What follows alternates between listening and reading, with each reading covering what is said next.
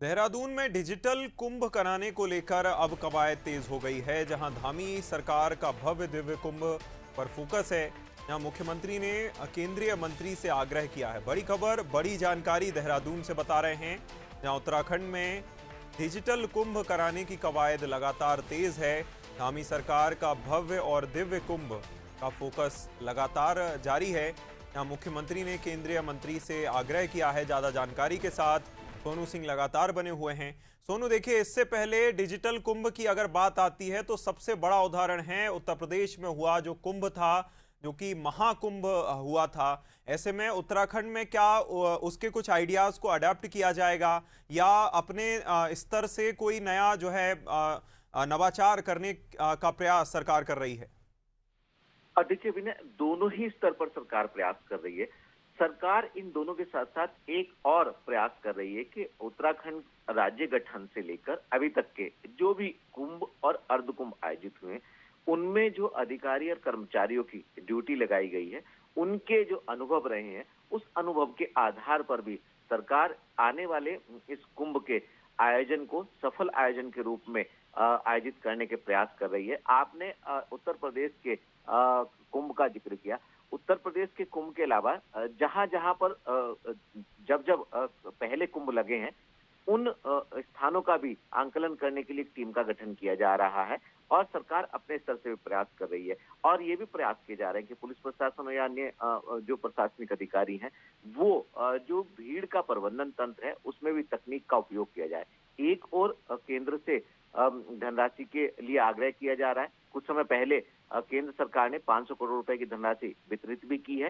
राज्य सरकार ने अलग अलग मदों में अपने स्तर से भी कई करोड़ रुपए की धनराशि के प्रावधान किए हैं, बजटीय प्रावधान। और अब मुख्यमंत्री ने जो केंद्रीय सूचना प्रौद्योगिकी की मंत्री हैं अश्विनी वैष्णव, उनसे मुलाकात कर उनसे भी आग्रह किया है कि 143.96 करोड़ रुपए की धनराशि जो है वो डिजिटल कुंभ के आयोजन के लिहाज से, यानी आधुनिक तकनीक का कुंभ में उपयोग किया जाएगा, एआई जैसी ऐसी तकनीक का। और इसके साथ साथ ड्रोन से भी जो भीड़ का प्रबंधन तंत्र होगा, जो श्रद्धालु आस्था की डुबकी लगाने हरिद्वार पहुंचेंगे, इनका जो भीड़ का प्रबंधन तंत्र होगा, उस पर भी एआई से भी नजर रखी जाएगी और ड्रोन से भी मॉनिटरिंग की जाएगी। तो कहीं ना कहीं सरकार के प्रयास है कि राज्य सरकार केंद्र सरकार के सहयोग से किस तरह से आने वाले समय में जनवरी माह में जो कुंभ शुरू होने जा रहा है, इस कुंभ का आयोजन भव्य और दिव्य आयोजन हो और एक सफल आयोजन इस कुंभ का हो। और पहले जो कुंभ हुए,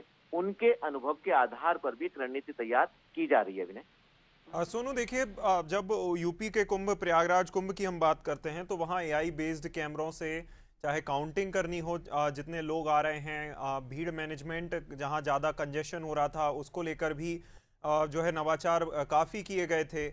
उसका एडेप्टेशन हम उत्तराखंड के स्तर पर कैसे देख सकते हैं, क्योंकि वहाँ एक पूरी की पूरी जो है अस्थाई सिटी ही बसा दी गई थी।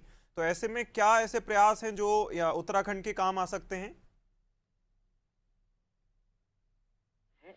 जो प्रयागराज के कुंभ में जिस तकनीक का डिजिटल माध्यमों का उपयोग किया गया है, उनको यहाँ पर भी अपनाया जाएगा।